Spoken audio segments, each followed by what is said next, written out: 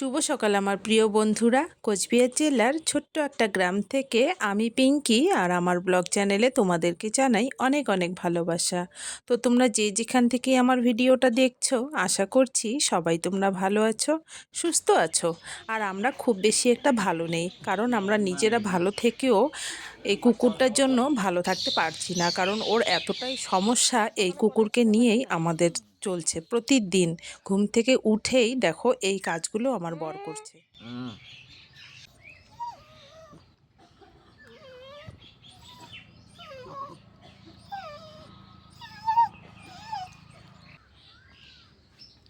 একটু চাপ দাও।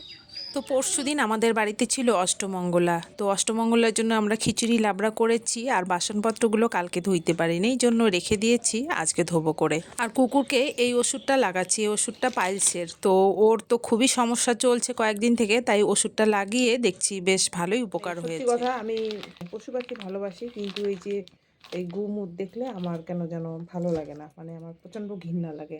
বাড়িতে আছে একজন আমার বর, মানে ওই ভগবান, তো ও সব কিছুই এগুলো করে। তো যাই হোক, বেঁচে গেছি। মানে আমি এদিকে যত্ন করি, খাবার দেওয়া, জল দেওয়া, মুছে দেওয়া, এগুলো করি, কিন্তু আদার্স ওই পায়খানা পেচ্ছাপটা ওইটা বাদ দিয়ে।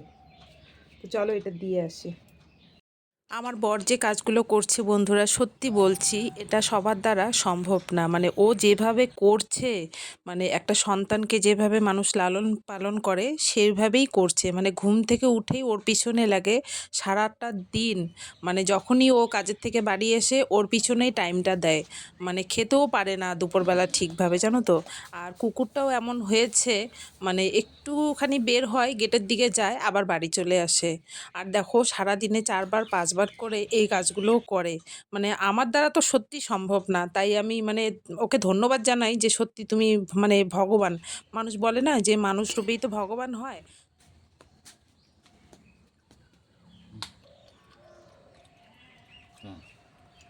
একটুখানি ভুলের জন্য আমার অনেক বড় ক্ষতি হয়ে গেল, জানো।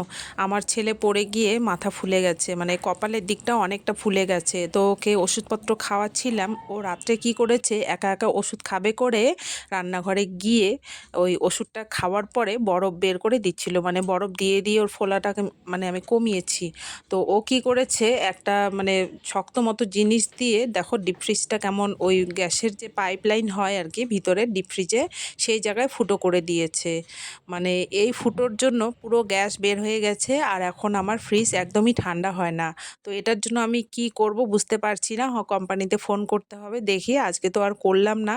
আর এদিকে দেখো চাষ করব জন্য একটা বড় ট্রাক্টর লাগিয়েছি। আগে একদিন একটা ছোট ট্রাক্টর করেছে, কিন্তু সেই চাষটা ভালো হয়নি, তাই জন্য বড় ট্রাক্টর দিয়ে আজকে চাষ করানো হলো।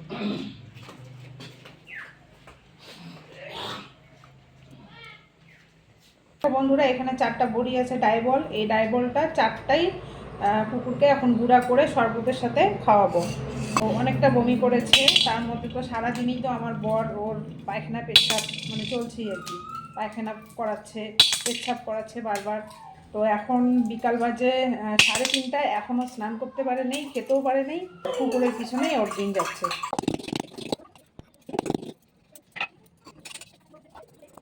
তো তুমি তো শুধু খাওয়া দিতে চাও, আমি তো দিলাম না কালকে রাত্রে খাওয়া। নিয়ে চলো, নিয়ে চলো, বাইরে করো।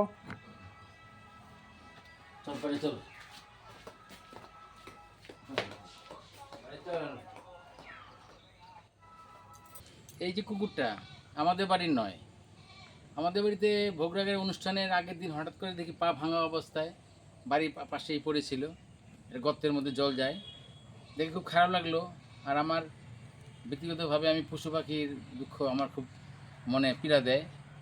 তো আমি এবারে বাড়িতে নিয়ে আসি, বাড়ি মানে এক সাইডে রাখি। তারপর ও আস্তে আস্তে একাই বাড়ির ভিতরে চলে আসে। তারপর থেকে এই যে ওর পা ভাঙা অবস্থা চিকিৎসা করা, পরিচর্যা যা করতে হয় আমি করছি। ডাক্তারবাবুর সাথে কনসাল্ট করছি, উনি কিছু ওষুধপত্র দিয়ে দিয়েছেন, সেভাবে খাওয়াচ্ছি। দেখা যাক, আপনারাও একটু প্রে করেন যাতে সুস্থ হয়ে যায়। বোবা জিনিস, বলতে পারে না, কষ্ট হয় খুব ওর। আর আমরা ওকে খুব সবাই আমরা খুব ভালোবেসে ফেলছি। ও পায়খানা করতে পারে না, পায়খানা পেছাব একদম করতে পারে না, যেহেতু ও কোমরের জোর নেই, চাপ দিতে পারে না, খায়ও না। ফলে কি হয়েছে, ওর পেটে পায়খানাটা একদম সিল হয়ে গেছে। আমাকে এক প্রকারের ঘৃণা ত্যাগ করে ওকে আমাকে পায়খানা করাতে হয়, দিনে 2 বার 3 বার 4 বারও পায়খানা করাতে হয়। যাই হোক, আপনার কিছু মনে কিছু করবেন না যে আমি ঘৃণা কাজ করছি, না আমি কী করবো, ওকে বাঁচাতে গেলে এই হয়তো কাজগুলো করতে হবে আমাকে।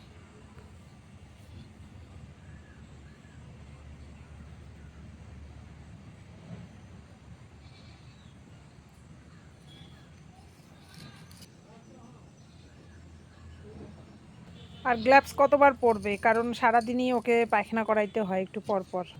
কি খাওয়াবো আগে, ওষুধ না শরবত? ওষুধ খাওয়াবো না? করো।